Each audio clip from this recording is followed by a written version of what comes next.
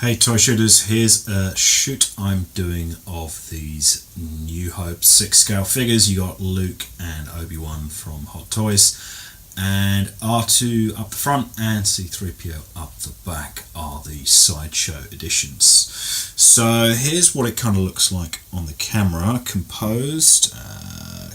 iPhone's just sort of having a bit of trouble with the composition, but you can see the final shot on the thumbnail for this video and on the site over at ToyShooter.com.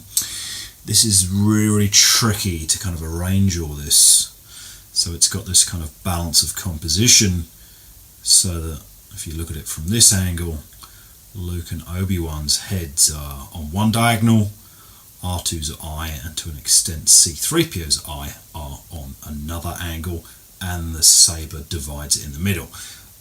In the final photo, the saber is dead center and straight, so offers a good sort of dividing line between the scene here. So a lot of tweaking, a lot of mucking around to get all these things right in shot, using a variety of things to prop all these things up on different heights. You can see Luke is just on the desk here, Obi-Wan's just on the stand, R2's propped up a little bit to get him a bit higher in the scene, and C-3PO's got all manner of crap underneath him, CD cases, etc., to get him up in shot.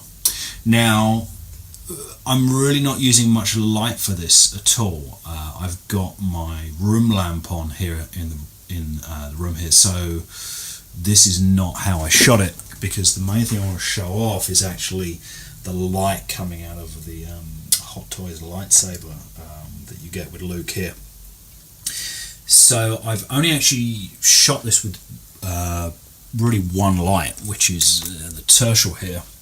It's actually firing away from the scene. It's firing over into another softbox. The softbox isn't turned on, but what will happen is that softbox will reflect all that light.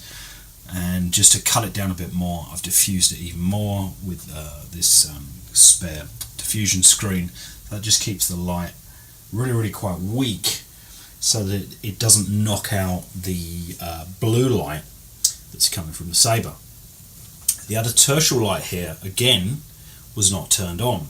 But what happens is just the small amount of light that's coming out of that kind of key source reflects into the bowl and just gives Luke a little bit of fill light, so the right side of his face isn't in darkness.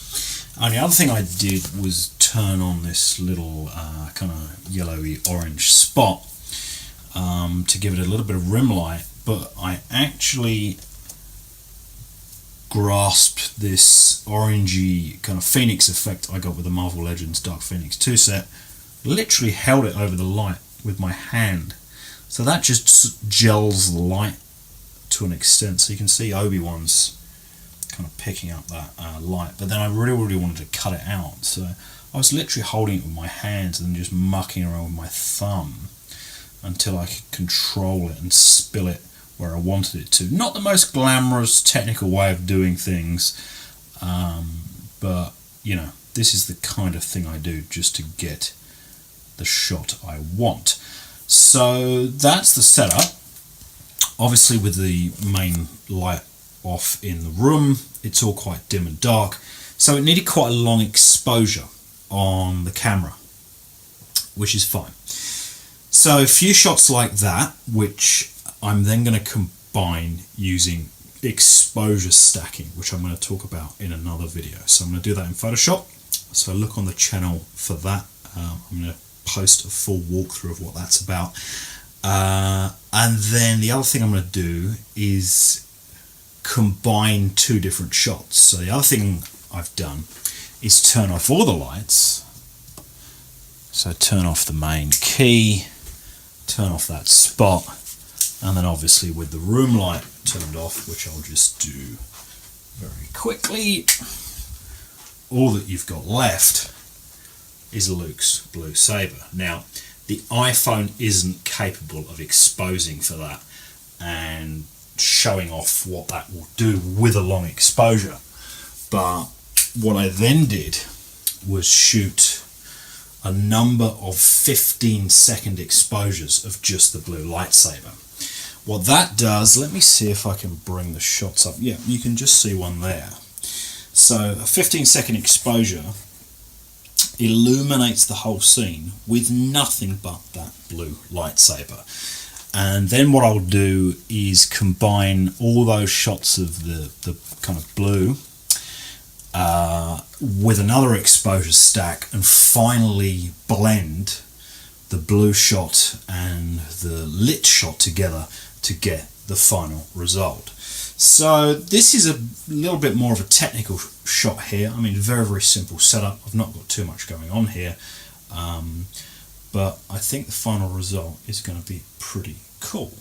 So that's it for the walkthrough. As I say, look on the channel for the video about the exposure stacking. And if you like this, make sure you check out my newsletter over at ToyShooter.com, and also check out my course, LearnToyPhotography.com, where I teach a whole bunch of other stuff like this to help you improve your shots. Thanks for watching. Head to ToyShooter.com to join our newsletter and get my free guide to toy photography. Don't forget to subscribe to our channel on YouTube using the link below. When you subscribe, look for this option to be notified whenever we upload new tutorials. Otherwise, videos will probably get lost in your feed here on YouTube. To see my work on Instagram, you can follow our account at instagram.com/WeShootToys, where you'll also find some exclusive behind-the-scenes videos. You can also get regular news and updates from our Facebook page at facebook.com/ToyShooter. As with YouTube, you can get notified whenever I upload news or photos by clicking on that like button arrow, then selecting all notifications. You can always change this later if I'm posting more cool stuff than you can handle. Here are all those links again. See you next time.